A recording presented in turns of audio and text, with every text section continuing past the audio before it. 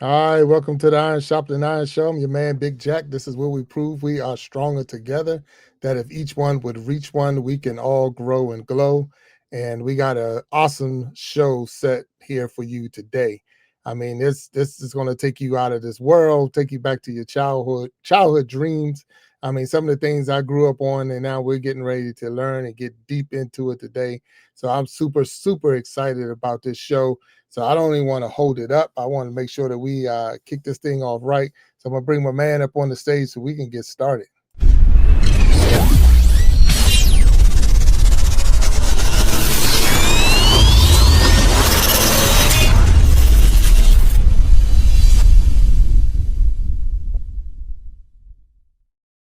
My man, what's up, Walt? Big Jack, my man. What's happening, sir? Oh man, it's another beautiful day, bro. Another beautiful day. We're here. We're on the show, and I'm excited. I'm super excited, man. Super excited. Yeah. So. Cool. Hey man, guess what look what came Amazon sent me today. Let's see if you can see that. Oh, from bars to jars. All right. Yeah, All from right. bars All to right. jars. Yeah. Yeah. All right. Joe Got the Gallagher book. Jr.'s book came in and I'm going to read that. Yeah. Well, So that's that what's was a up. great conversation the other day. And man, you're doing a hell of a job producing this show, man. You and Uh, BBTV, bro. Yeah, Yes, sir. BBTV's been doing awesome, hanging with us. Yes. We got some great guests, and today is not even it's not going to disappoint, man. I'm telling you, I'm we sure. I'm we're gonna sure. get this guy up. I don't know if you know. I'm trying to think back, so I want you to think back to your comic book days. I don't know. Was you a comic book type See, I person? wasn't a big comic book head, Right, man. And the right, thing is, the young guy that lives next door to me, man, I made the deadly mistake of confusing a Marvel character and a DC Comics character, Oh man. wow, wow. And I mean, he's a young man. He's 21 now, so I got him Mm, about 40 years. mm, But man, when he was about 10 or 11, man, I mean, he lit into me, man. And I mm. got to tell you, man, I felt like I was the dumbest guy in the world. He said, you don't know the difference between, and he named the two characters. I'm like, hey man, I wasn't a comic guy. I'm sorry. Right. But about 10 years ago, I was in Atlanta for Mm, one of the big. I thought it might have been Comic Con. It may have been something else back in July, 10 years ago, maybe at a wedding. And this place just took over the whole town of Atlanta, man. So mm. clearly, it's a real thing. Uh, Clearly, Demetrius Holt is going to give us. He's going to give us game on all of that, Mm, man. And I'm 100%. prepared to get a heck of an education Wow. in learning something today. So I'm looking Yeah, forward to it. without a doubt. So since you called his name out, let's get him up on the stage. Let's go. Let's get him.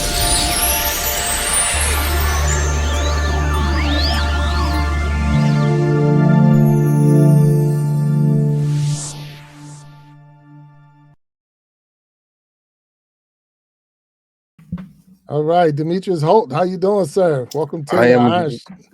Go ahead. Oh no, I thought I was answering a question. Well, No, you I'm good, sir. well. Thank you for having me. I do appreciate the Oh invitation. man, no, thank you for being here. And I'm always fascinated looking at. We were just talking about the comic books. I can remember, and I had to be a teenager, or probably little just before a teenager, walking in a 7-Eleven, and they had Mhm. comic books up on the where the magazine rack was, Mhm. and seeing a Spider-Man, not Spider-Man, Superman was kissing Wonder Woman. And I thought that was a mistake. I didn't even know they knew each other like that. I'm like, what the heck is going on? What is going on? But I wasn't smart enough to buy it. Didn't even think it would be anything. And I'm like, man, what was I thinking? Because you're a kid. You don't, you think everything's gonna be there forever. And Mhm. so super excited about having you on the show. I see you got. I mean, your wall is loaded back there. Yeah. Yeah, So I'm gonna take it that you're into some a little form of bit. comic books or whatever. What is it Yeah, that you're into?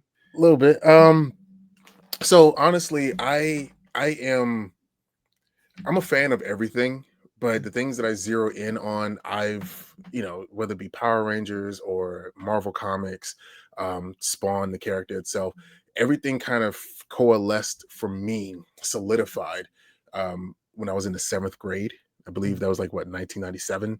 So I was set on what I was and who I was going to be from there, and that was like the perfect time for like my maturation because Will Smith was Agent J. He was in Independence Day, and like that kind of like representation for me coupled with the comic books and all that stuff, it just put me in the mindset of, I can be anything I want to be, short of, something that's supernatural or, anything like that. But that was the impact that everything had on me around that time.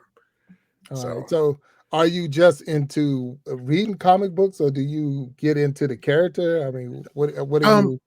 Everything. So what I am about is the lore. I like a character's backstory. I like, what the power set is. And that usually, all that kind of stuff comes into play when you have characters that's been around for 15, 20, 30, 40 years, and like when I do cosplay, I do characters, like my process for what I do and how I go about things kind of stems from when I was a child. And I think that's like the perfect place to begin if you're going to be doing something like this, because you need to have an imagination that is akin to what you're doing. So in my mind, there was an old Buffy the Vampire episode where there was a spell that was cast on Halloween, and whatever you were dressed as for Halloween, that's what you were stuck as. Like that was your character, that was your personality, and it always stuck with me. So anytime that I cosplay, I think I need to be a character where if something were to go down and I get stuck as this character, I can either, take care of a threat or, protect my family, something like that. But there's been a few occasions where I've been stuck as like the Cat in the Hat or or Sebastian from the Little Mermaid. But, you do things for the kids. Now I got you. Now you're using, I would look at it as code words in a sense, because I hear a lot of times like cosplay and Comic-Con. So what are the differences? Can you explain, like, if I, for those who don't know, and that's me. So if I hear those words, what am I listening to, and what's the differences? Well, cosplay is basically costume play, where you take it beyond Halloween, where every day can be something that you do in cosplay. There's different forms of cosplay where you've got the people who put on all of the armor, or you got folks who do body paint. You got folks who do closet cosplay, where they might have clothes that might resemble what a character might wear, or just like that would embody what that character would wear when they were in their casual clothes, as opposed to their uniform when they're about to go kick some butt or something. And then you got your folks who are seamstresses, and like they do a lot of stitched, like a lot of like embroidery and all that stuff. Like all that takes like thousands of hours to do for like a single outfit.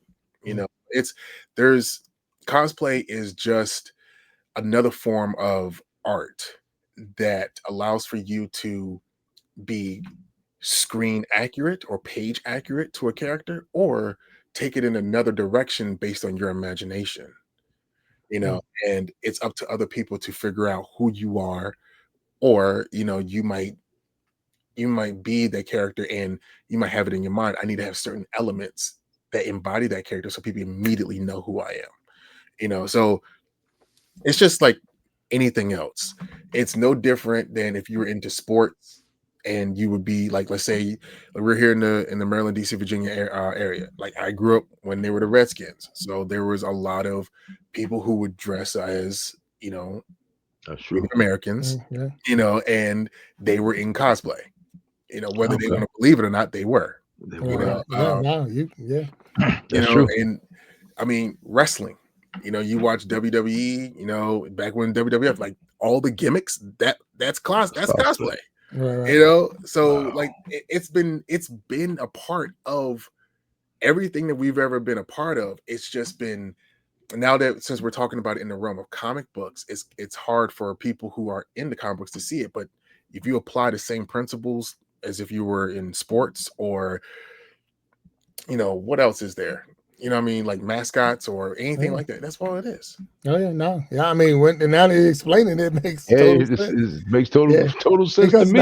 Now this is not something that I would walk into Walmart or whatever, and I guess you could, but walk into Walmart and get a costume off the shelf and then say, "Hey, I'm in a cosplay." But I guess you could. You I could, mean, yeah, yeah. everyone's got to start somewhere, Right, right, yeah.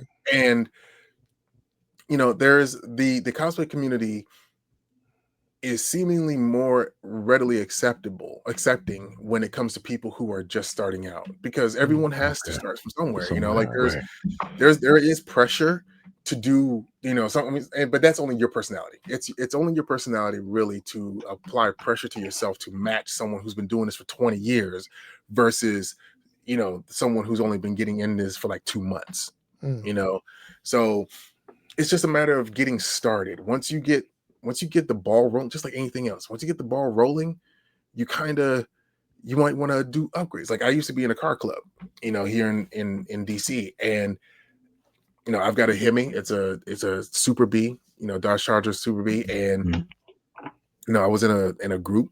We were the Hemi boys, but everyone had different upgrades to their vehicle, and just just being around people in that space makes you want to upgrade your car. Right. Get some underbody lights. Let me get like, I don't know if I want to get Flowmaster or a Borla exhaust, or do I want to get these headers, or like, and you just start thinking about different things because you're in that element. Same thing with cosplay, same thing with conventions. It's all about what it can do for you, artistically, and what you end up representing for other people who want to get into it, but they need you as a catalyst. So now, is the convention is it a convention where we're going to learn from each other and grow, or is it like a competition? So I mean, like they do have competition aspects. They are cosplay competitions. Okay. It's only as competitive as who shows up. Okay. And I've been a judge a few times, I've competed a few times, but it's not in me to want to compete with against anybody else, because that's not my ministry. That's not who I am. I'm not going to compete with you when, for one, at least in the very beginning. And most of the rules when it comes to cosplay competitions is that you have to make at least 75% of the cosplay yourself, meaning that you can't go out and just buy something and then just present it as that, because that's not fair for people who spend thousands of hours creating their cosplay. And when I first got started, I had the extra money, which I didn't realize it was going to be as expensive as it was jumping into this, because I went from bodybuilding to this as a hobby.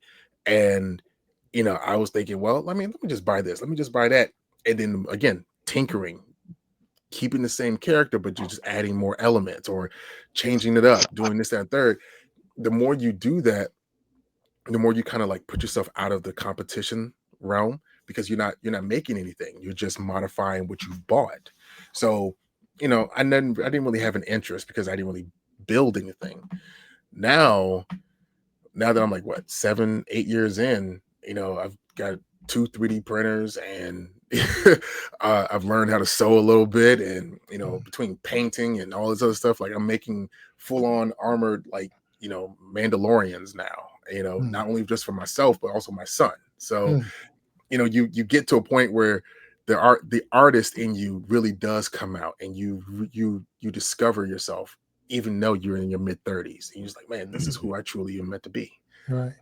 Wow. Because I've seen you use the word ministry. So do you look at this as a calling or a ministry that you're getting people, inspiring people to come out of that shell or whatever, and come into this world? No, I use that. Actually, no, to answer your question, what my bag is, what I truly am, is I'm a producer. I am somebody who gathers people to complete a mission, right? And I am the sort that I organize. Like I've got a documentary under my belt. I've got several video shoots and music videos under my belt as just like a producer / director or creative director. And that's where my superpower is, being able to bring people together from across different states to make something happen that they hadn't seen before, to basically make Black people look beautiful. It's not like it's so hard to do that, but giving people the confidence to step out there, that's a byproduct of what I'm doing, and that's something that I didn't realize I was doing until people keep telling me that's what I've done for them. But this, I wouldn't have known that unless I saw how things could be done differently and saw what were deficiencies within our entire like ecosystem. You look at comic book conventions, and there's so many good things that come from it, but people don't highlight that. They just see people in costume. They don't see the effect that they're having on the children, the confidence, the education, and especially when you talk about a Black convention, the culture that's injected into our kids when they're being taught the principles of Umoja, or they're being told by somebody who created Black toys in the 80s that they finally are getting the recognition now so that they can be seen by these kids now. There's so many different stories and inspirations that folks just only look at the big picture and not really look at individual trees like they should in order to appreciate what's happening. Especially since we all talk about, we got to support Black-owned businesses, but if you support a Black convention with all the vendors, with all the different creatives in there, you're actually supporting 100 Black-owned businesses. So you're feeding the culture by feeding the conventions. Right. So now, is that needed? I mean, I'm just saying, if I went to a normal convention, would you get the same respect walking in there as an African American or Black cosplay or Comic-Con, or is it a divided line even in that world? It's always going to be divided, but it depends on who knows you. It depends on what you've been doing in your own circle. I live by the idea that if you can't conquer your city, then there's no way you can conquer the world. You know what I mean? So if you're not doing what's necessary to feed, your local, situation, then why should anybody pay attention to you on a global scale? So my experience is I've been known throughout the communities, whether they're white or Black, it doesn't really matter. I can go to San Diego Comic-Con and be recognized by white people. Like, oh, that's He-Man, or what I'm saying, or that's the guy that was in Men's Health, or that's the guy that was Omni-Man. Like, I get that sort of situation when I go out there, and I'm just appreciative that people know my work. When it comes to folks within your own community, yeah, like I can go to the Home Depot in Landover or even in Randallstown or something like that, and people recognize me just because of how the internet works. So yes, there is a level of separation and notoriety, but that is something that is really solely based on what you're able to contribute to the community. And if you're just out here just having a good time, then and that's not your ministry, then cool. You can live in obscurity. That's fine. Wow. Yeah. So I got a couple of pictures. I want you to explain some of this to me, and if it's okay. So we'll put you up on the screen. So you mentioned this character, and I caught this one right away. So let me see if I can move you over. There we go. So I'm gonna take this as He-Man. Yeah. Okay. That was the one that I did. So that was the cosplay that kind of put me like on the map, because no one had, and this was what, 2018. Yeah, this is October 2018, and then it didn't pop on the internet until January 2019. Wow. And yeah, no one had seen a He-Man with a 36-inch afro, Right.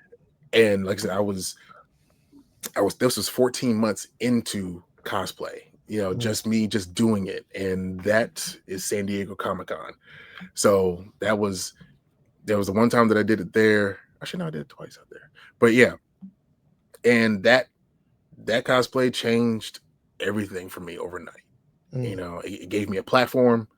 That's when I started talking about the proliferation of minorities within mainstream media. And then as I matured within the space and also looked at what's actually needed in the space, is not the proliferation of minorities within mainstream media, but the need for us to turn inward and actually focus on ourselves so that we could be the center of the narrative, as opposed to the white folks who don't even want us a part of the creative arts or a part of anything. Right. So yeah, I'm looking at this one. I've seen another one very similar, but it had your son, and I didn't want to put him on the air and I think it's fine. without you. But I had you as He-Man and him as Orko, and I was like, that was so cute because this little tiny little man is Orko, and I'm like, wow. But you could tell. So now with this right here, you're saying you had to do 75% of this costume in order to compete. Like, to compete. Okay. Right. And I wasn't really interested in competing. Let's say, just like anything, there's you got people who are clout chasers, and then you got people who just make waves just by existing. Right. So I do cosplay just to be creative, just to do, like, I've had that mindset of what I didn't think of what a black He-Man would look like. I thought of him as like, what would I look like if I was He-Man? Right. And that's the look. That's what I always envisioned, was me with an afro, but then yet if I was Prince Adam, my hair would be like a regular Caesar, like your length, and the hair is the power, and I do things that I would want to see when I was a kid, and that's how I move. Some things, and a lot of people do things or do characters that are popular at the time because they're trying to ride a trend or ride a rave. There's nothing wrong with that, but there's nothing creative about that. Right. That is very derivative. We're supposed to be innovators and not people who just copy things. So, but everyone's got their lane. Everyone does what they want to do. That's the whole point of, like, subjective art. But, me personally, I've never really done anything that was the trend. So that set me apart already. Right. Gotcha. Now, had you not been a bodybuilder before then, would you picked He-Man, or might probably been more like a Ram Man? If well, yeah, that's the thing too. I was in bodybuilding for about 3 years. I got in there with my ex-wife, and it was just something like, I was doing it for the wrong reasons. I had the mentality that I needed to be closer to her by doing this, and that wasn't, of course, that's never what it actually is. That's not the problem. So, when she and I divorced, there was no reason for me to really be in that anymore. So, but I was always like athletic. I'm a former police officer, Capitol and Pentagon Police. Then, doing private security for a while, bouncing at like H2O or like Love, or, I'm saying, like, stuff that, that of. So I've always been big. I've always been, on a certain level, like in the gym. But yeah, it is you do choose characters differently based on what you look like. At least me. I know other people don't. You have some folks who don't care. They want to be whoever they want to be, no matter what their body type looks like. Hey, all the more power to you. I don't have that mentality, and I'm just different that way. Right. Wow. So, well, I don't want to do all the talking here, man. I'm getting the education here because as specific. I mean, as when he said is how he designs his costumes, I'm lost at I don't even know how you knew that was He-Man. I mean, because he didn't have an H on his chest. So so that's how lost I am, man. So I'm taking this all in, man, because please just go forward, man. I'm learning a lot. I'm taking copious notes over here because I didn't realize it was this much that I didn't know. But I will say, Demetrius, I'm impressed with how in tuned you are with your responsibility in this cosplay world to make sure that you represent it properly and make sure that people get an education in it, kind of, sort of. So I'm impressed with that. And then I'm also impressed and respect the fact that you guys respect a guy like me who has no idea about this world. So you don't bully the newcomers, man. You kind of help them and walk them along and educate them along the way, man. So that's pretty good, because I'm not I don't feel like, whoa, man. I mean, like, oh, let me shut up. I mean, I feel like, hey, man, you guys are into this thing and are looking to, like he said, your ministry, looking to bring people into this world. So I'm Yeah. impressed with that, man. I'm You really you impressed. can't you can't gain support by diminishing people who are That's showing true. genuine interest. You know, That's true. um, there are there are people out there that do that inherently, and you know they're Hmm. jerks. You know, they're Right. bullies. They're people who are ignorant and short sighted. And Right. as a 41-year-old man that, you know, I used to get beat up for wearing X-Men t-shirts when I was six, I was just 7 about years to ask old. you that. I was just about to ask you Yeah, that. you know, like that's, Okay. you know, I think thing is like there are a lot of people who've been bullied for what we are into Right. when we never should have been, but that's just the way life is, especially in this area. Like if you're not wearing Right. black and blue with some Jordans, Right. you're the weirdo. So, but then at the same time, like if you carry all of that vengeance and that anger into your adulthood, and then you start propelling it onto other people or projecting it It's on not. other people, then It's not healthy. you're no better than who you used to get beat up by. That's true. And honestly, like I was that guy that, you know, I fought my bullies. You know, in Right. seventh grade, My I was man. into that. You know, like they, you know, I had my growth spurt. I was already playing, you know, I was playing Boys and Girls Club football. I was a Clinton Jet, you know, Hmm. so, you know, like I was already doing that stuff. And then I was also in martial arts and then I got in ROTC, and then, you know, I was playing football. It was like, yeah, I had at Fairmont, you know, they made me walk onto the football field because I had got into a fight with three guys and won. You know, Mm. like that's how things were. Hmm. But, you know, if I want to gain support, especially now with all of what I'm doing, then yeah, I need to have the type of mentality where I need to bring people in so they can see the value of what we're doing, so that they can see the bigger picture and the smaller picture all at the same time. Mm. You know, Yeah. my So you. my parents, or no, well, yeah, my dad's a Prince Hall Mason, my grandfather was Prince Hall Mason, and my grandmother used to host Juneteenth events, or, you know, down in Florida back in the mid '90s. So it's kind of within me to try to be like a spiritual successor to what they've already built. So your grandfather and your father, good men. Let's start with that, and and I'll leave that there. You said you were into martial arts. What discipline of martial arts? What Hapkido. style? I guess Aikido. Okay. No, Hapkido. Okay. Hapkido, and then a little bit of Aikido. Aikido. Yeah. Okay. So in the DC area. Yes. Right So off of right across the street from Andrews Air Force Base. okay. There's a dojo right there on old Alexander Alex Ferry Ferry, Road. Ferry Road. Yeah, yeah. You Yeah. are familiar with the name Furman Marshall? I cannot say the Grandmaster name. Furman Marshall, Simba Dojang was their dojo.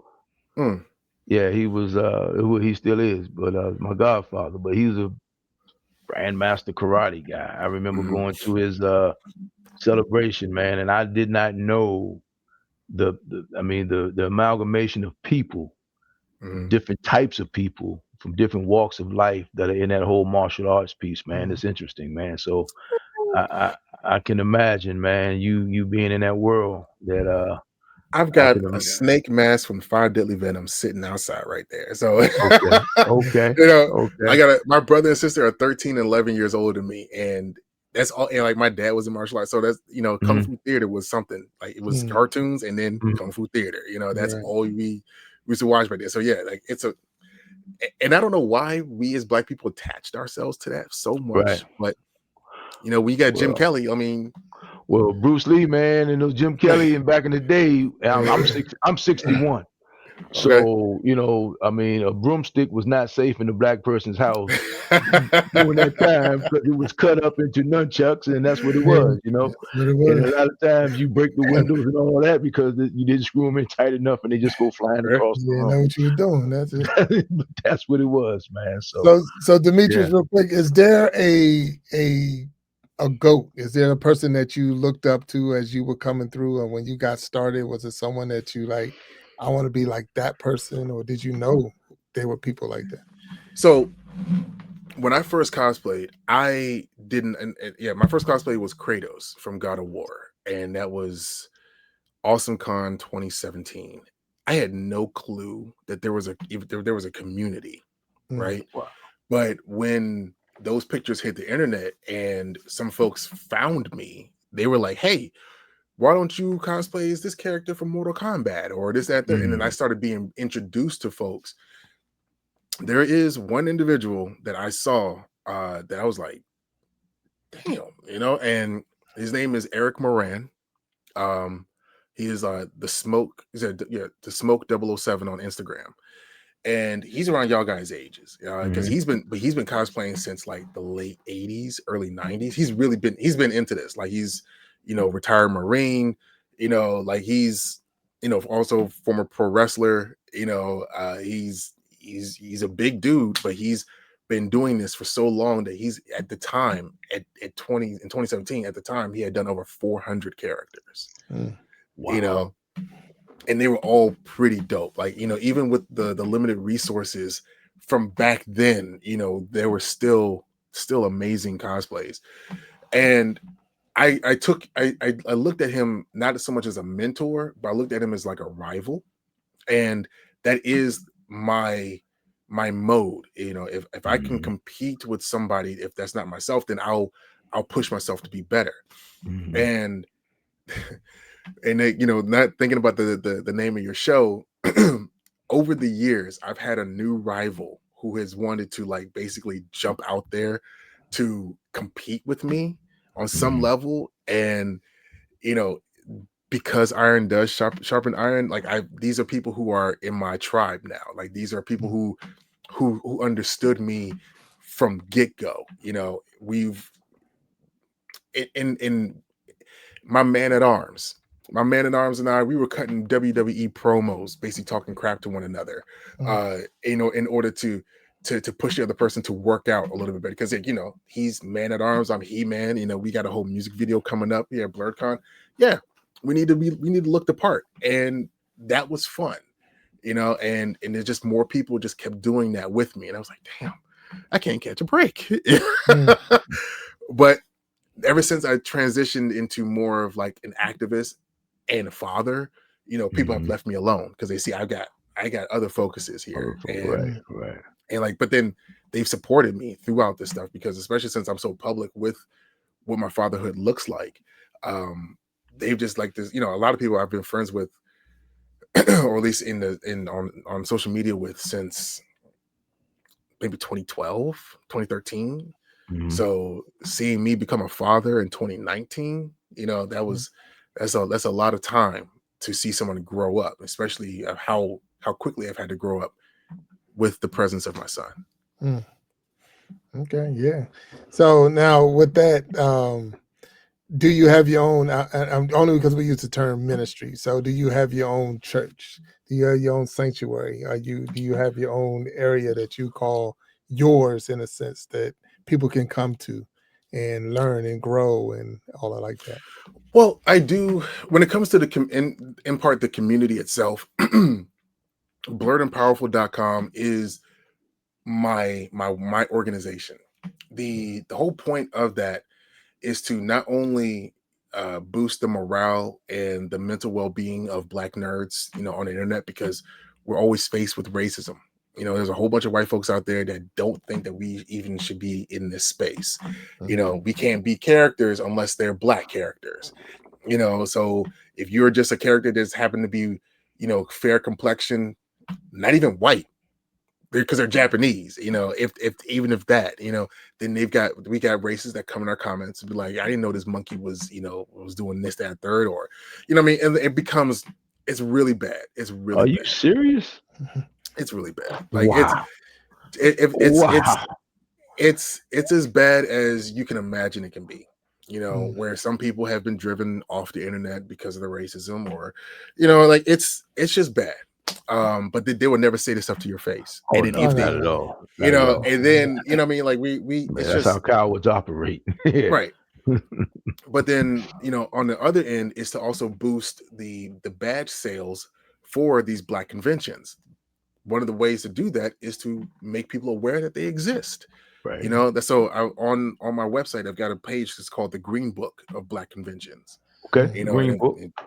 Exactly. So, you find where in each state where one is at, you go to their website, and then you plan to go.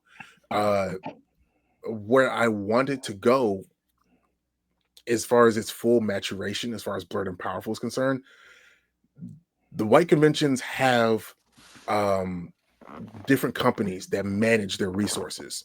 Okay. Between sponsorships, celebrity acquisitions, logistics, all that stuff.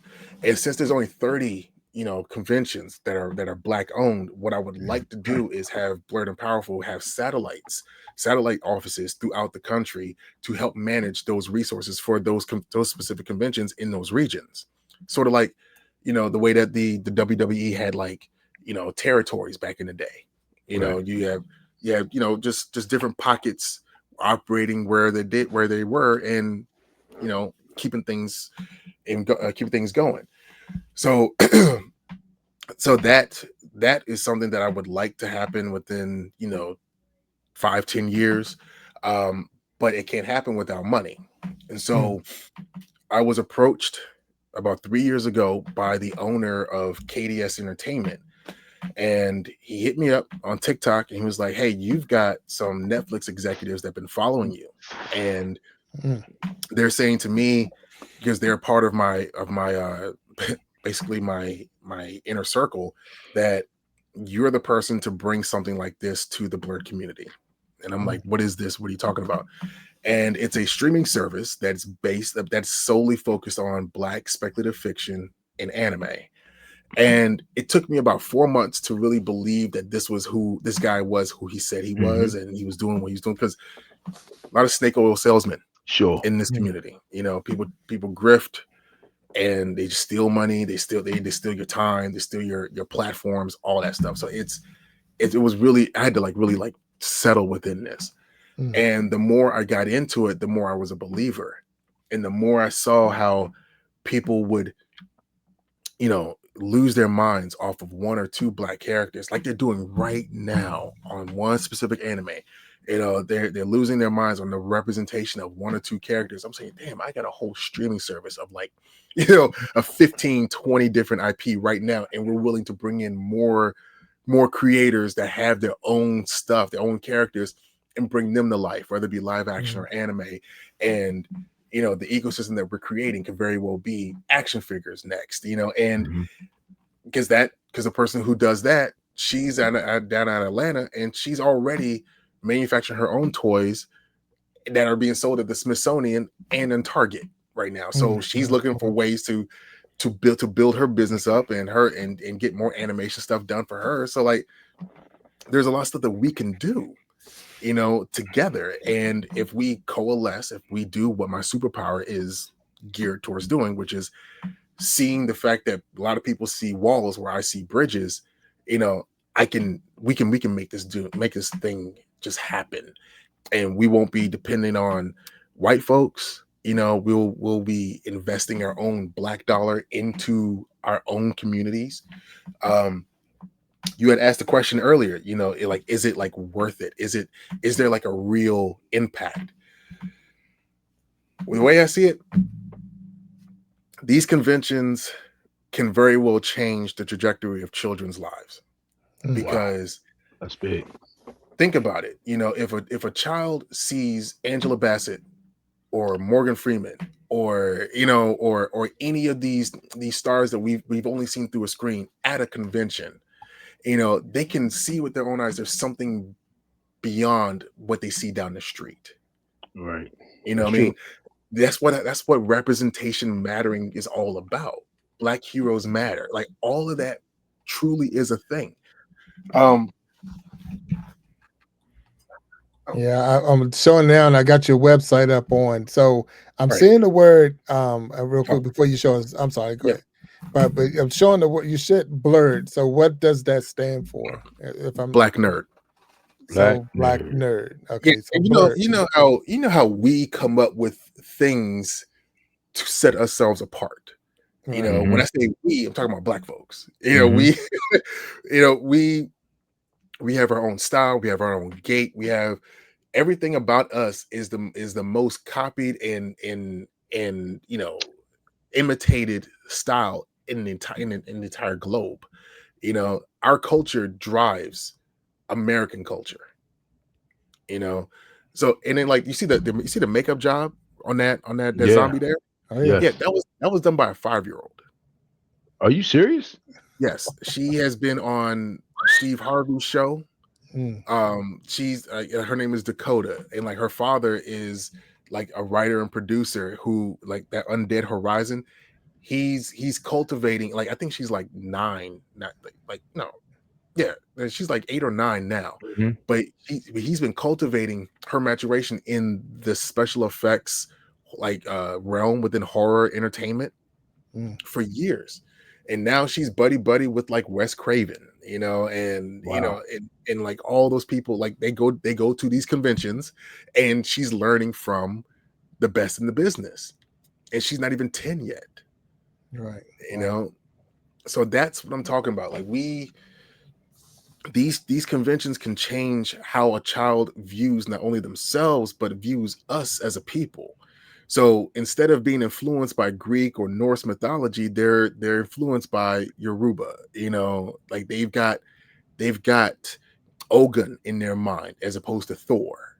You Mm. know, so when you think about the different screenplays or different TV shows or the different like movies that come out in 20 years, we are cultivating the talent now to create that. Yeah. You know, and with Blerd Station being a distributor, a distribution model, as opposed to, you know, just being a studio where we would have to sell our stuff to Hulu or Sony. No, people would bring their stuff to us, you know, and we would distribute it the same way that you would, you know, go on an app on your phone to watch Netflix or play on your PlayStation, any of that, you know. Right. And the biggest thing between us and them is that we don't want to own these people's IP. You Right. know, the way that Hollywood works is they will buy your stuff for pennies on the dollar, and whatever crumbs they give you, that's what you take. But you're in the industry now. But you no Mhm. longer own control of Mm. your baby. Right. So, you know, it could very well happen where they buy your stuff and then just put it on the shelf. Mm. Right. To get It'll you out of never, the way. To Yeah. get yeah, you out of the way. you'll never see the Yes, day. Yeah, sir. it'll never see the light of day. So, They you know, sell it. Right. or they buy it and then they bastardize it. You know, they Right. change it into something that wasn't the original concept. Right. So with us, we would rather have a relationship with the golden goose than just the egg.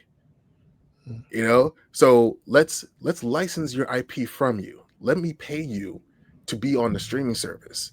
Therefore, you retain creative control. You retain, you know, the rights to do whatever you want with it. But the only thing we ask for is for you to allow for some level of exclusivity so that we can Right. sell that and market that IP. Like we got this banger anime, you know, here at Blerd Station. Subscribe and see what else we've got. And then if another studio comes and offers you tens of millions of dollars for seasons 2, 3, 4, go on, do your Right. thing. Do your You thing. know, it's yours. But we would rather see black people thrive than cut them off by the knees because we want to own everything. That's the way Hollywood has always worked, and it's failing. Mm. Right. So Yeah. so how are you looked at when you I mean, because I'm listening to you and this makes good sense to me. And I mean, and I mean, and I'm not even saying from the standpoint I don't know much about the whole cars world, Mhm. but it just makes good sense. It makes good business sense. So I'm thinking the average person doesn't get in this to make a dollar to start with, right? Mm. So now here you come with this idea of how you can monetize this thing and keep creative control. And I'm guessing you still get resistance from some people just because the Yeah, way because people are, of the way yeah, we are conditioned. if I can get rid of Kickstarter, I would. And Okay, that's my one of my missions is to eliminate Kickstarter altogether. tell me why. You know, because I've used Kickstarter before for Okay, PSAs. I've created PSAs to let black kids know that their black heroes exist through animated, you know, 30-second PSAs. hmm And I asked for $1,000 and I was able to generate $22,000, Okay. within that time. So I did very well. Mhm. But, of course, Kickstarter took their 30%, Right. and then everyone else that I had a part of it, I had to pay them out too. So Absolutely. we ended up having enough money to make 5 PSAs when we were only trying to do one. Okay. So the thing is, comic book creators use Kickstarter as a distribution model. Okay. They get it, they get the books paid for, published, and then distributed to whomever wanted to buy it from the jump. Mhm. And if I've helped create a show called Issue One, where it's like if you would think about it like Shark Tank for comic books, Okay. where I got a panel of comic book creators and business owners, and we're listening to these pitches of these stories, these books that these creators want to get out there. Mhm. And what would happen is Blerd Station would pay for its publication, and then we would take it to another Black convention for them to sell it out, and Right. then that creator gets 100% of the proceeds so they can go make their second book. So basically, Right. we now kick them out. We're like, go, no, go be somebody. Go be You somebody. know, yeah, like that's the help that Right. we're trying to offer. But then also, if we like the story that much, why wouldn't we license it from them to put it Right. on Blerd Station to not only read, but also maybe turn it into animated situation or something that's live action? And Right. then therefore that idea of theirs is still generating dollars for them. So this type of idea is going against the grain from what they know of when it comes to Kickstarter. So Okay. Right. they have been, that's the resistance I've been getting. I've been getting resistance on, you know, in order to appeal to people so that they can jump on this streaming service situation, is that we've been offering stock and equity Okay. within the company. They start paying $10.99 a month for 36 months. That payment would mature into total ownership of some shares, right? Okay. And that would not only help build generational wealth, as they would get a payout whenever we hit subscriber milestones, Right. but you feel like you're on the ground floor of something that's going to grow. Like Going to same way grow. those people with Hulu did, same thing with those people with Disney, Right. but they were all white. Mhm. Here we're trying to do that for our people, and folks have a consumer mentality as opposed to having what? Right. An investor mentality, where they want their return on their investment immediately. And since this whole production situation takes time, and we've had to go through some growing pains on how we Mhm. market this and who do we Mhm. appeal to, and now we're just on angel investments and going to WeFunder. Mhm. We're I'm appealing to, at this point, I'm appealing to the masses, different groups, for them to see what we're doing and see what, and ask the question, why am I not a part of this? Right. If it grows to something where I can be employed by it, why am I not talking about it with my friends that may have money? It doesn't make sense. So that's why I'm talking about it now in the way I am, because we are in a truncated timetable. Okay. Okay. So you all know how investments work. You get a seed investment, Right. and then you take it down for another round of investments, yada Mhm. yada yada. We have been in contact with the chairwoman of the 10K project. The Okay. 10K project is a group of Black tech investors that only invest in Black tech, and they number from 10,000 to 20,000, and they only do this on WeFunder from the months of August to October. Now, whether it's Wow. October 1 or October 31st, I'm not sure. Right. So, the thing is, to get on the WeFunder, we need to have $250,000 in order to, one, pay for the audit of our company, because you can't get on there unless you're audited, unless they Okay. verify that you are not Well, just some right. sort of fly by night situation.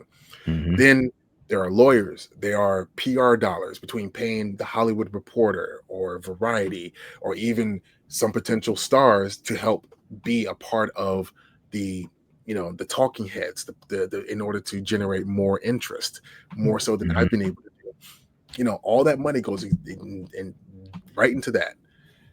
in order for us to get the amount of about $5 million. So that initial $250,000 investment goes immediately right back to the person that loaned it to us, but they keep Right. their share. Right. You know, so there's really little to no risk for any of this, because our subscription model of $10.99 a month plus, we'll have a marketplace where we're able to sell merchandise, and also we'll be making money hand over fist to pay the people that are Right. employed by us. So that's why I'm talking about it as avidly as I am right now, because we are in that stage where I need to get in front of somebody that's got some money. Right. I've got a potential meeting with somebody that's down in Atlanta who's got, who's worth $12 million, and he can drop this and like a drop in a bucket. But it's a matter of appealing to them and Right. showing and being there in person. Like, I'm going to have to like drive down to Atlanta from here Right.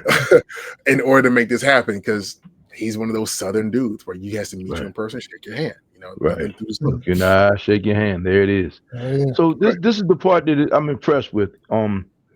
So I'm first of all, your skill set, it travels. You have a skill set that travels, right? So I just think whatever you would be doing, and this just happens to be this, Mhm.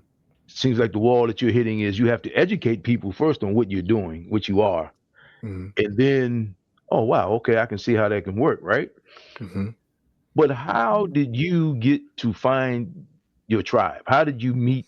Because before people were just doing the cause world and weren't thinking about making money out of it, I would imagine. But how did you meet the tribe inside of your world, your universe, to sell this, to get this? I mean, like, how did you meet these like-minded people to help you get to this point? uh well, for what, I mean, you find your bedfellows when things happen, or when you just see them in their own element. Okay. And when you're able to decipher what someone can do, in their space, then Hmm. you start imagining what they can do in your space. Okay. So yeah, I've got people, a part of my press corps. They are podcasters, they are news outlets, they are, like Blerd journalists. I've got them under, my umbrella to basically have them spread the gospel of Okay. what we're doing, and to entice them, to keep them interested. They would be given carte blanche as to whatever they want to do creatively, Okay. and be able to have a budget once we get, going, to be pressed, to travel, to do the work that they're essentially locked out by Hollywood to do. Right. So it's But it win-win. but yeah, but since we're creating our own IP, since we're doing our own productions, Hmm. we're cool with like Michael Jai White and his studio up in Connecticut. Just You about to know, ask you that. Right. we would have our people go up there, do some interviews, and then when we do premieres, we got red carpets. You know what I mean? Like, and then we go to these conventions that have panels and moderators and all that stuff. Like, our press corps would be the first in line to do that, and there's no one else that's doing this within our space.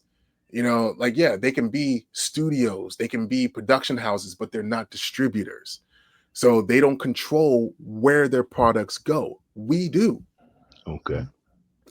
We control what we want because it's who we are, and we would rather people come home to us than go out there and deal with those folks that would destroy them financially and Okay. creatively. Wow.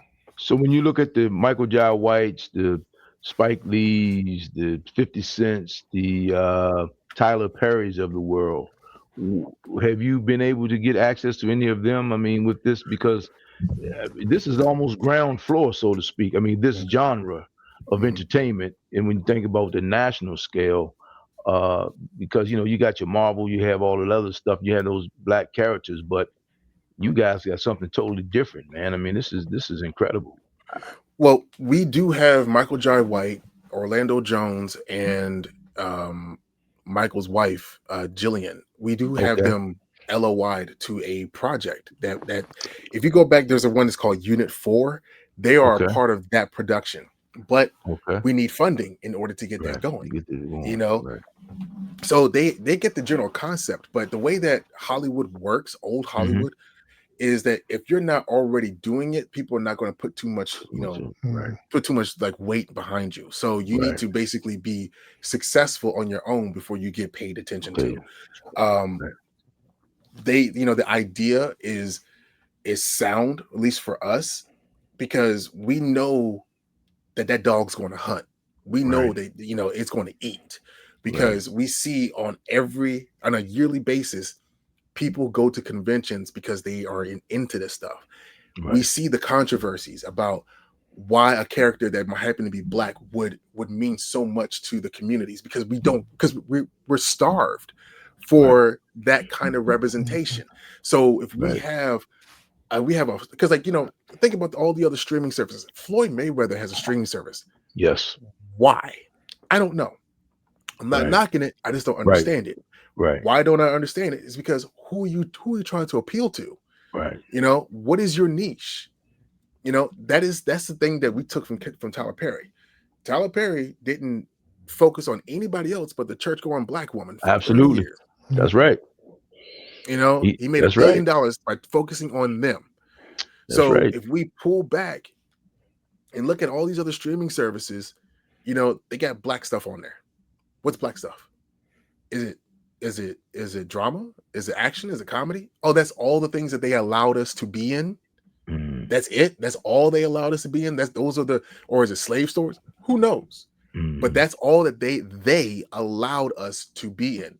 Whereas if you look at black speculative fiction, that's where you see real transformative change in how people started to think. Lovecraft Country, Blade, Lovecraft Country, Blade, right? Star Trek. You know what I mean? Like, right. Because if you think about the original series, nobody in their right minds would have thought Uhura would be on that bridge. With the character development and weight that she had, But here we are in 2024, 2025, and we have a black woman who's a captain.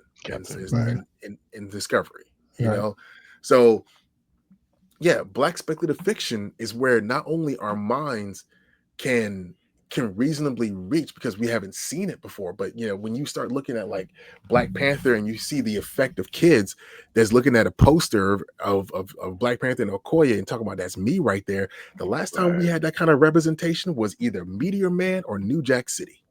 My man. So yeah, I'm gonna need for people to understand that black speculative fiction and anime, being able to see ourselves in these fantastical roles, whether it be black people in giant robots or battling vampires and werewolves, and on some level, that's something that inspires us to be more than what we've always known ourselves to be, because they have only told us that's what we can be. Right. So now, and I'm appreciating everything you dropping down today. I'm telling you, this is awesome. So I know you got your son involved. So is this something that, as watching dad get dressed and put his costumes together and all, that he just took an interest, or is it something that like, hey, you going to do this because I'm building a foundation for you? Well, a little bit of both, I guess. He's been taking pictures with me since he was 4 months old. And he was always really good at eye contact. And, I could just say, capture, like I would on my phone or whatever. And he would snap to the lens, and it's been a vehicle for me to help teach him like some level of confidence, because, his mother and I weren't together when we found out that she was pregnant. And it's been difficult. It's a difficult situation altogether. So, even though I'm like the plaintiff in the whole court situation, I still only get to see him like 16% of the year. So it's been like, in my mind, if I only get him 16%, then I need to spend 100% of the time, focused on him when I have him. Mhm. So, I'm still going to do this cosplay thing. I'm still going to go to these conventions because I have a responsibility at this point. I'm not only am I He-Man, I'm still a driving force in a lot of different mentalities or a lot of different disciplines because no one else is going to do it. If people were going to do this, it would have been done by now. Thinking about the black conventions or thinking about the conventions, it would have been done by now. It wouldn't have taken me to jump in when they've been in existence for 10 plus years before I even got around. Right. So That's a good point. so if I'm not doing it, no one else will. And if they do it, then they might do a piss poor job, but it's all about the level of consistency. So yes, I've brought him with me to all these conventions when I had him on that weekend. I didn't shy away from that. I shaped my experience there at the conventions around having him, and then whatever duties that I had, um, you know, to cultivate what I'm supposed to be doing. So if I had a mental health, panel to talk on, he was on that panel with me. He might have had some headphones on with his tablet, but he was there with me. Mhm. I was pulling him in a wagon for a very long time, because there's one way to ruin your back is to keep having your boy put on your shoulders. But yeah, there's been so much goodwill that's been brought my way simply because I include him.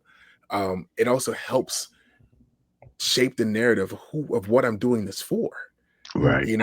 If you Your sit there and why. say, yeah, if you're sitting here saying like, I'm a I'm a representative for Black Heroes Matter. I'm an advocate for representation just matter in general. And I'm like, who is this supposed to be for? And then I look at this little boy here, and he's holding up a sword, talking about I have the power, and he's only like 2, or Mhm. he's holding one of my action figures, and he recognizes that it's me. That's what it means. No, I hear that's you, no, man. really I good hear stuff, you, bro. bro. Yeah, yeah. No, Man, really, that's good stuff. That really, really, really. So man, oh man, this Yeah. is heavy, man. This is heavy. yeah, so like you can't stop when you see a path that would change everything for him. Right. Right. So Yeah. yeah, so Yeah. the deal that I made with Blerd Station was that if I helped them get launched and get this out to the people, that they would allocate a good number of funds for me to get Blerd and Powerful out there and going. And that would be basically their altruistic in-house initiative that if you look at business wise, you need to have something we can write some taxes off on, and Mhm. that would be that. So, and then not only does Blerd and Powerful help Blerd Station be connected to the actual Blerds, the people, but when Blerd Station starts going to conventions and starts like having like they would do so through Blerd and Powerful, and it all works. Mhm. Mm, Everything is funneling within the same ecosystem and empowering everyone else to move forward. yeah. Wow. No, that's good. Yeah, I mean, really good. Everything, Demetri, that you're talking about is good stuff. So, I'm wishing. I would say I almost hate to say wish, but I'm pulling for you. I'm rooting Thank you. for you. Absolutely. I'm supporting My you because man. I see your mission. I see your vision.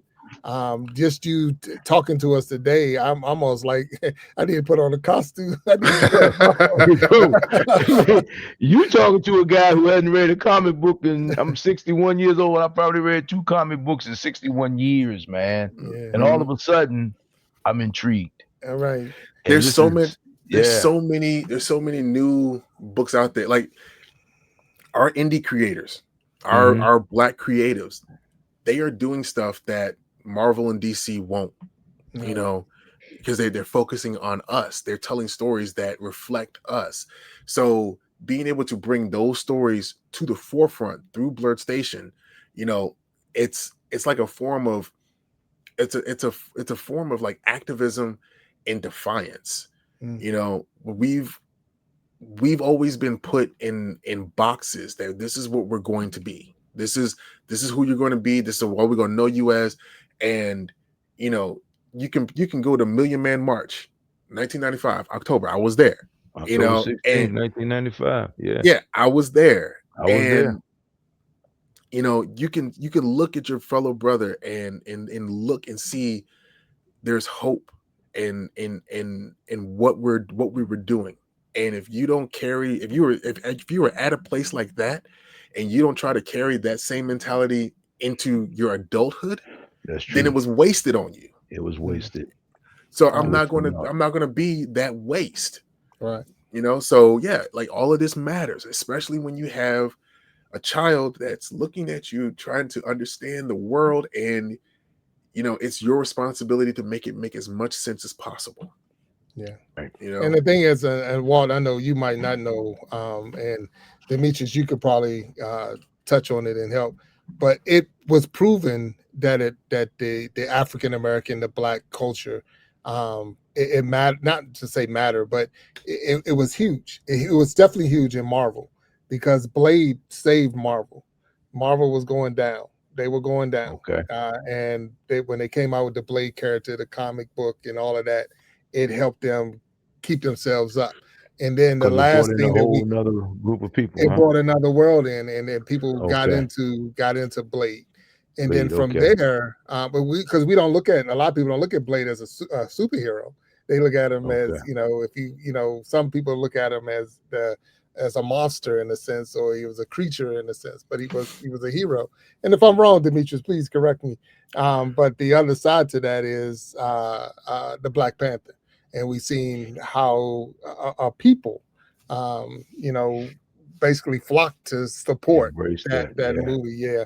So with that, and I not even close to where you are, Dimitri, as far as knowing all of the other ins and out. Those are just, I'm at that high level, that Marvel and DC, and but going into like museums and looking at that was what came out of those things that I went to. Those when they have a Marvel, not say a Marvel convention, but they have a display at a museum or whatever, and they give you the history. They're saying, all right, this is what helped them, because I mean, I don't know how many times they're going to try the Fantastic Four, but they haven't figured it out yet. So once they figure that out, just keep putting it back out and hoping that it's going to do better this time. Is like, that makes no sense. But so maybe I'm wrong. So, but I know that there's a world that need your product, Demetrius. Is definitely 100%. There's a world. So Blerd Station, Black Nerd, and what it stands for, what it representing. And the thing is, I'm looking at, when you were talking, I'm thinking in my mind like the STEM program with the schools, and how this is a whole new world for kids that are in school to like put their passion in and become creators and become, all of that. And I'm like, wow, especially in the area that you're in and that we're in, Yeah. that would be huge if that was introduced to them, because a lot of times they just don't know that it's existing. So I'm glad that you go ahead. What you got? Well, that's something else that I've done, at least for Baltimore County schools. Okay. Because I'm up here, and actually I went to a it was a Black History mixer for Amazon in Baltimore, and I met a liaison to Baltimore County Schools there, and he saw my whole display. He was like, what's going on with this and all this stuff, and I told him, I've got access to creatives who can basically who can come to all your schools and present their panels and their books and such to the kids. And he was like, we have a budget for that. I was like, do you? So I organized, I've got about 15 creators who are on the solicitation list for Baltimore County Schools, for them to be called in at any given time, for them to basically have their books bought, or have they come in, present to the kids, tell them what they do. Because I was going into the schools myself. I went to Ballou, and I've been to Bowie State University, and I've also talked to a Boy Scout troop out of Largo, about what I do and how one's creativity can not only be lucrative to them in the future, if you're looking for something, to do as far as a profession, but it's also mentally, satisfying. emotionally satisfying. If you're trying to find an escape, an outlet, creatively, like this is an avenue that you can take. So yeah, like we are going into the schools with these creatives and basically letting the kids know that they can be more than what they are seeing down the street. So yeah, that's also a thing that Blerd and Powerful is doing. So Wow. it's and I need more people. It's just me doing all this right now. And that's where I'm hoping that, again, being able to not just support the conventions, but supporting the kids, that are in those vicinities of the conventions, because that's the goal, to get a convention to be popular enough to not only exhibit on a Saturday or Saturday, Sunday, but also on Thursday, Friday, Saturday, Sunday. So the point where the kids can be bussed out during for field trips and meet these creatives while they're in art class or something like that, and get that one-on-one time that they would never get. That's how you affect the culture, through the kids. Yeah. No, that's wonderful. I mean, really, the your vision is is beyond my imagination right now. Because but as you're talking, you're able to explain it, and I can see it. I can actually see this thing. So I'm rooting for you, and whatever we can do as a platform. I mean, because you're the only one that got your name up there. We both playing somebody else.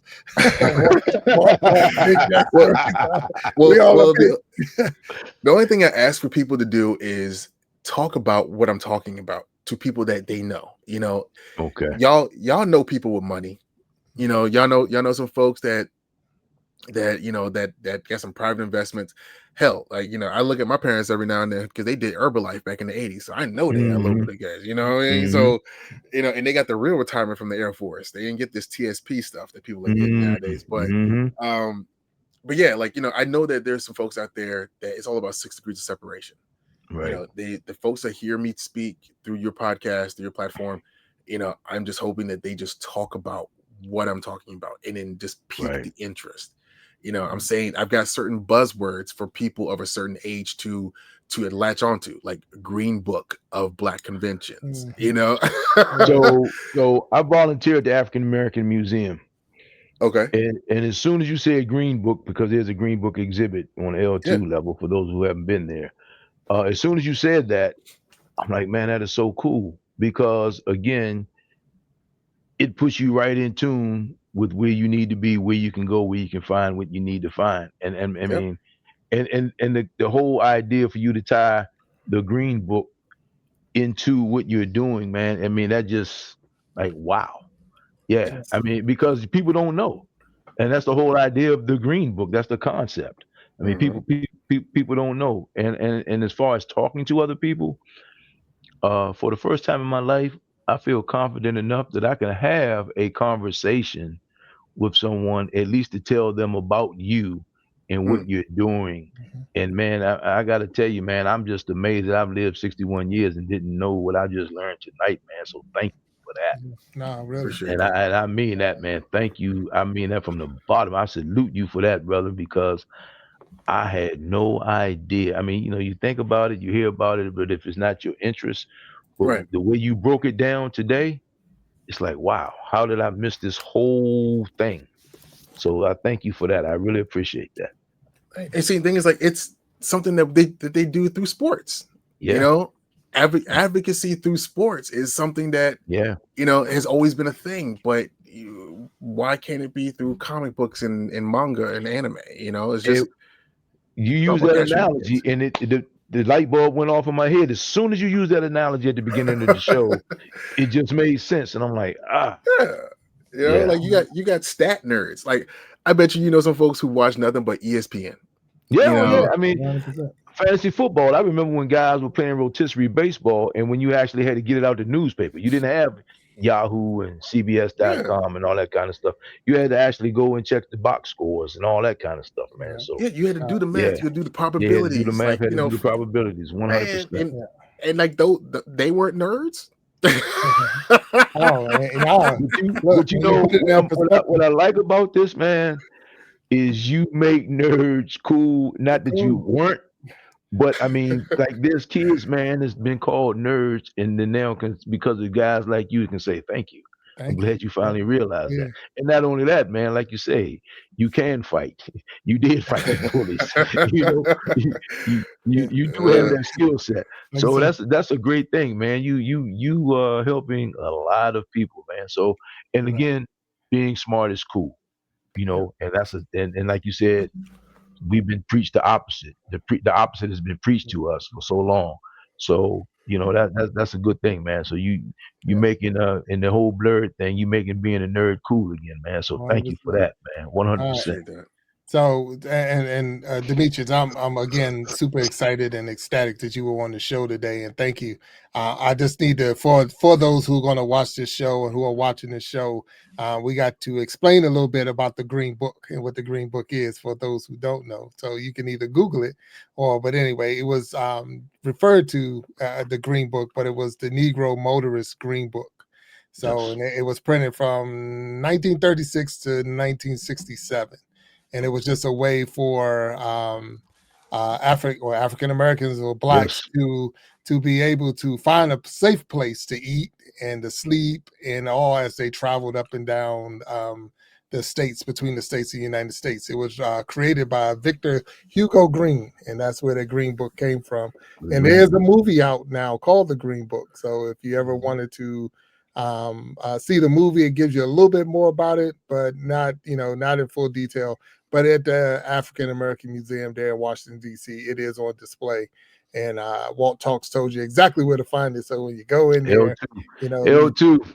The back of the L2, right? room. Yeah, there's an interactive Green Book, man, and Yeah, it's pretty cool yeah, because basically you get to go in there, pick a destination, and it's a cutout of a car. You pick it's a virtual Green Book, and you pick a destination, and you kind of like maneuver your way across the country, yeah, man. And just like yeah. Demetrius Holt is showing us a way to maneuver our way through the whole cars industry, man. So Oh yeah. thank you for that, man. Yes, No, sir. 100%. No, 100%. So, Demetrius, this is an Iron Sharpening Iron Show. Once you're a guest on the show, you become a Hall of Famer. So now you're a Okay. Hall of Famer. So we'll reach out to you. We have other things and other shows that we do that we would love to have you on the panel. Sure. The last Sunday of the month, we do a panel of all men called the Gentleman's Journal, which is just men talking about men topics. We do the last Wednesday of the month, we do the Battle of the Sexes, where we have a panel of men and women talking about the differences between men and women. And then we have some others. The last Saturday of the month, We Be Jamming Live, where we put the music up there and have musical artists and all. So it's always trying to promote, and what you're doing is what we're trying to do with this show, but you're doing it in your niche, in your genre, as you would say, in your community. And I want to be a supporter of that. So I Thank you. thank you for being a guest on the Iron Sharpening Iron Show. And I've definitely learned a lot today from you, way more than I even imagined before I even started. Like, all right, it's going to be all right. But no, this was really, Man, really good. I'm blown away. I'm blown away, man. Yeah, I'm blown away. yeah. Yeah, So, there's but, there's a lot of potential. There's a lot of potential yeah, for everyone to thrive in this space, and it spill over to people who don't know that we're a thing. So that's where I'm hoping that we go. So yeah, yeah, I yeah. appreciate you having me on. Any opportunity I get to talk about this to any and everybody, I got to take it. Oh, yeah. You never know who hears your voice. No, Yes, you're sir. right. So Absolutely. Absolutely. you know, So I'm gonna ask you to hang on just a little bit. We're gonna close this show out okay, and talk with you just a second behind the scene, if that's okay. yeah, And I just want to thank everyone who tuned in today. And again, we had Demetrius Holt here. Uh, he's at another level. He's taking this to a whole different level. And there's a whole lot of people that I know that's really into the comics and the characters and anime and all, but I've never talked to anybody that was like into it like you are. So that's amazing in itself. So, but I thank you all for tuning in. We'll be hopefully see you Sunday, the next Iron Sharpening Iron Show. So until next time, we're going to say peace and have a good night, and we'll talk to you later. And let me close it out. There you go.